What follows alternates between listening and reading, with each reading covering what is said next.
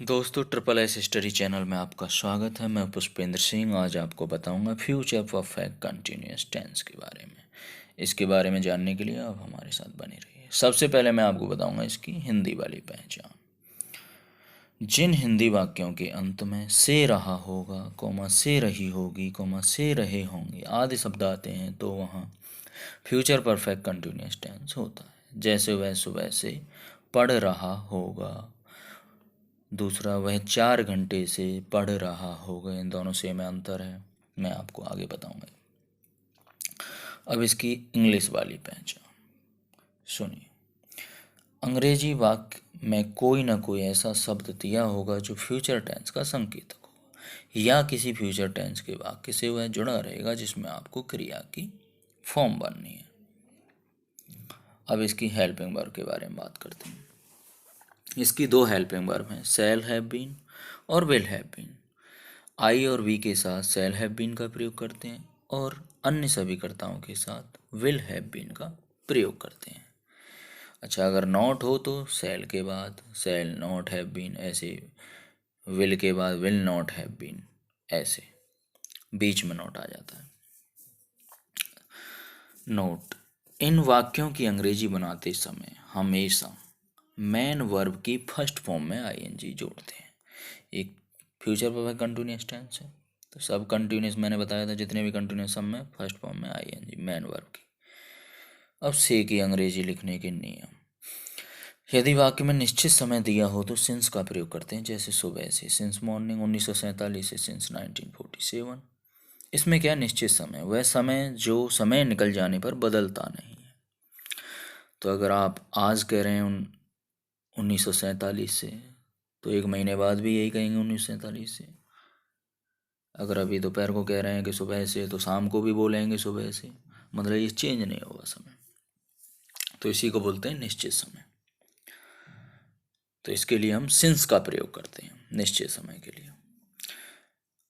अगला से क्या है, दूसरा वाला नियम। यदि समय अनिश्चित हो तो फोर का प्रयोग करते हैं, जैसे 4 घंटे से, 4 आवर्स, 2 महीने से, 4 2 मंथ्स। अनिश्चित समय होता है ये, वह समय जो समय के साथ बदल जाता है, तो उसको बोलते हैं अनिश्चित समय।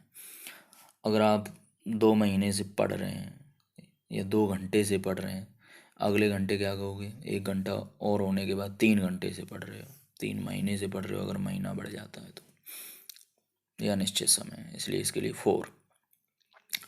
एक एग्जाम्पल देखिए, वह सुबह से पढ़ रहा होगा, सबसे पहले करता ही, सहायक क्रिया विल हैव बीन, रीड में आईएनजी रीडिंग, सिंस मॉर्निंग, निश्चित समय सुबह से तो सिंस लगाया, और सहायक क्रिया विल हैव बीन, ये याद रखनी है। अगला देखते हैं, वे सुबह से गाना नहीं गा रहे होंगे। सबसे पहले करता दे, फिर विल, फिर not, have been, singing, sing में ING, a song, since morning. अब देखिए नॉट कहाँ पे आया, विल के बाद, हैव बीन नॉट के बाद आई, ये चीज़ ध्यान रखना। इन चीज़ों में बहुत कन्फ्यूजन हो जाती है, कोई नॉट विल हैव बीन के बाद नॉट लगाता है, कोई हैव के बाद नॉट लगा देता है। ये याद रखना है कि विल के बाद ही नॉट आ जाएगी, देन हैव बीन लिखेंगे। अगला देखते हैं, अगर क्या पहले लगा हो।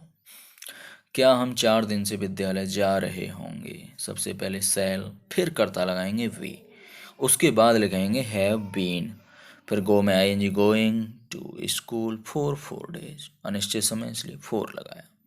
इसमें ये ध्यान रखना है, प्रश्नवाचक वाक्यों में आगे सेल लिखना है, या फिर विल है तो विल लिखना है, फिर कर्ता लिखना है, कर्ता के बाद हैव बीन लिखनी है।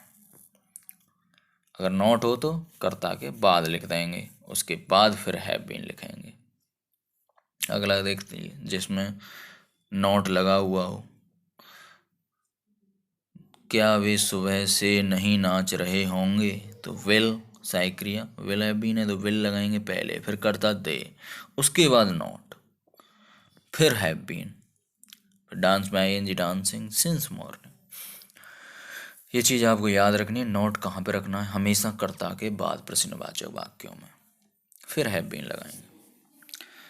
अगला देखते हैं, जिसमें क्वेश्चन वर्ड बीच में हो, वे सुबह से खाना क्यों खा रहे होंगे। सबसे पहले क्वेश्चन वर्ड की अंग्रेजी लिखते हैं वाई, फिर सहायक क्रिया विल, फिर करता दे, फिर हैव बीन क्या है इसके बाद।